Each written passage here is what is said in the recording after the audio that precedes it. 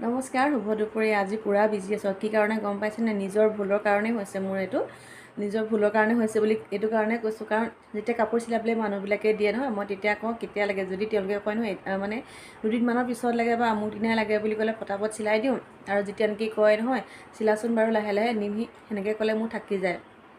এতিয়া সেই হৈছে এতিয়া মানে লাগে কৈছে বিহু আগতেই দিয়া কাপোৰ চিলাবলৈ, আৰু মই চিলোৱা নাছিলোঁ, এলাহত থাকি গৈছিলে আৰু টাইমো পোৱা নাছিলোঁ বাৰু। এতিয়া কৈছে লাগে, সেইটো কাৰণে আজি ৰাতিপুৱাৰ পৰা কাপোৰেই চিলাই আছোঁ আৰু কিমান দিয়া হৈ ঠিক নাই।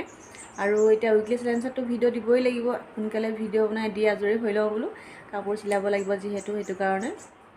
আৰু নিজৰটো থাকিয়ে যায়, নিজৰ মেখেলা চাদৰ চিলালে দহি কৰিবলৈ, ব্লাউজ চিলাবলৈ থাকি যায় আৰু সেনেকৈয়ে পিন্ধি যাওঁ।